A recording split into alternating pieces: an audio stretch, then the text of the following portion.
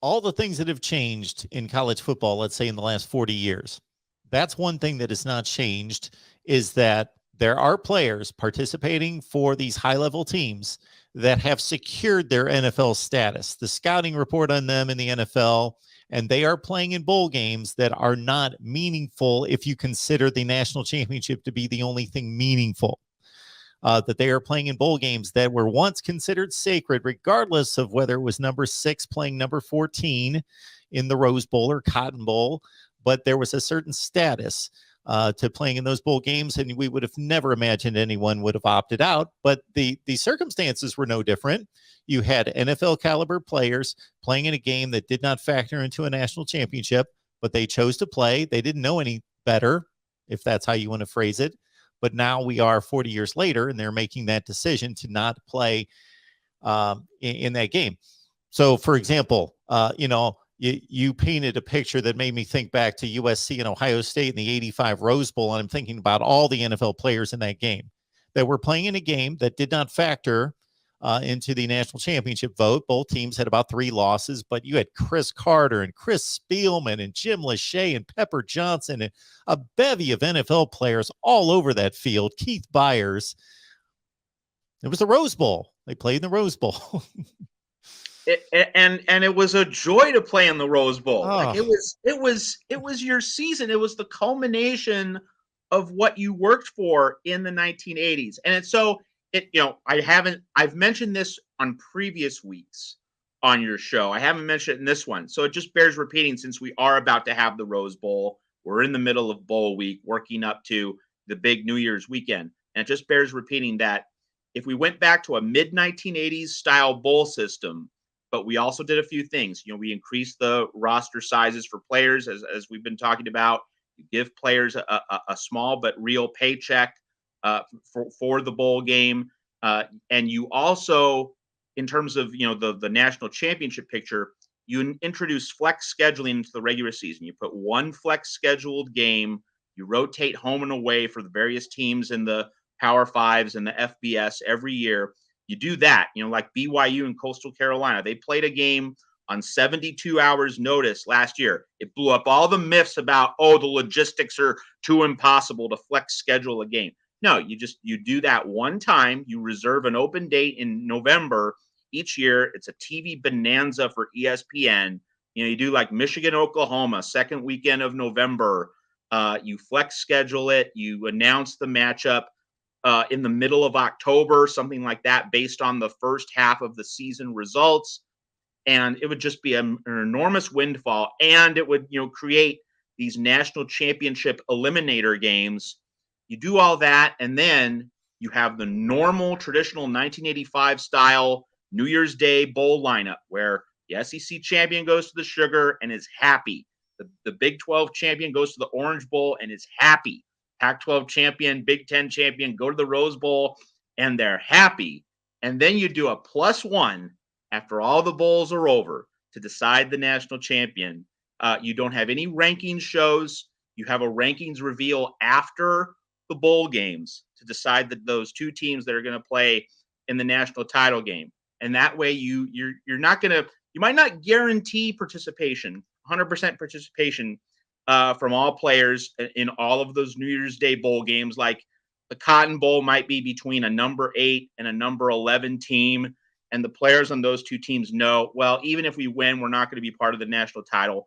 But you certainly aren't going to have players opt out of the Rose Bowl if one of the 2 teams has, maybe like a 35-40% chance of being in that +1 national championship game. So there's a way to do this better, and I think we are headed for a 12-team playoff. But let's say that the powers that be want to experiment with this 12-team playoff. And what I mean by that, Mark, is no 12-year deal. Let's not lock ourselves into a plan that carries past a decade, because this is a 12-year.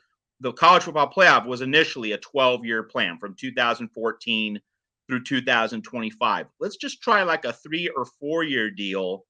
And then if that, doesn't really satisfy everybody, let's go back to 1985, but you add a +1 at the end, to resolve the debates such as Colorado, Georgia Tech, 1990, Miami, Washington, 1991. You just have that one game at the end, which, it wouldn't have always solved the problem, but it usually would have. And given that you're keeping all that tradition, or in this case, bringing back that tradition that you had in the 1980s, when the Rose Bowl was still sacred, that would be worth the trade-off for college football, in my opinion. So, Matt, you've brought this up in the past. This is the first time you've framed it up top to bottom. So you're piquing my interest here because I'm a playoff guy in that this is an oxymoron because I'm a traditionalist. I love the bowl games. And so in a perfect world, I would want to retain all the pageantry and the tradition and the importance of the bowl games, but still have a playoff system that determines, okay, who has earned a national championship. Okay, that has basically played itself out for the past 7, now 8 years to show us that the two cannot coexist. Okay. You're piquing my interest because on the surface, when you mentioned this a few weeks ago, I thought, okay, I like the idea. I'm thinking of obviously the split national championships would have been resolved. Other than that, I'm going to have to go year by year, and I'm not expecting perfection. As you mentioned, there is no flawless system. It doesn't exist. But I would like to go year to year, maybe in the last 40 or 50 years to figure out had all those been played out. And then even since the BCS, if we would have just gone with a traditional bowl setup and during the playoff and sent the various conference champions to their locations, how that would have played out. Of course, we wouldn't have known the winners of the games, but we could take a projection to see how that would have played out. Interesting. We'd have a Michigan-Utah Rose Bowl, for one thing. Interesting. Which sign me up. That would be a great game, just as I think Utah, Ohio State's going to be a very good game. And I guess you still would have the possibility, let's say it's 2011 or any other time when you had arguably the two best teams in one conference, they still default to that next game. The SEC runner-up goes and plays as a at-large at the Orange Bowl or the Citrus Bowl, wherever they're going to play. We'd have to figure that out. But if it was back to the at-large system in which all these bowls had at-large spots except for the Rose Bowl, then they're playing the best possible opponent in another game, and you possibly have a rematch somewhere, but at least it's an earned rematch based on those New Year's Day results. Absolutely. Yeah. With a +1, you still do have, like, it's not a bracket, it's not a bracketed 1 versus 4, 2 versus 3, but you still have the fundamental component of a tournament in that you win your way into a game instead of it just being chosen. Now obviously you're kind of straddling the line. It's a bit of a gray area, but with a +1, it's unavoidable that you have to win your way into it. Like, we can't have a deal in like 2003 where Oklahoma was unbeaten heading into the last weekend. It lost and it still made the BCS championship game. Like, you could not have that. That would definitely be out of the picture. You also look at Georgia this year. Same deal. Was unbeaten. Everyone knew, just as a matter of the actual politics, that Georgia was guaranteed a spot. But that it's not really the way it ought to happen. So with a +1, you get two teams that win their way into a game, and I think that's in an imperfect system, it would be worth having that, and you still get, again, you would have fewer players opting out across all these bowl games. Also, keep in mind that in the old days it was a 5-game setup of bowls. You have the Fiesta and the Cotton in the early afternoon, Rose Bowl mid to late afternoon, and then the Sugar and Orange at night. With the New Year's Six, you now have the Peach Bowl as a bowl game with heightened status. You have it in Atlanta, you have it in the Spiffy Stadium.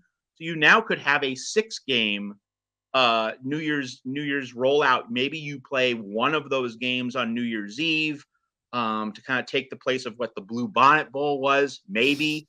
But you could also just do a 6-game New Year's Day rollout.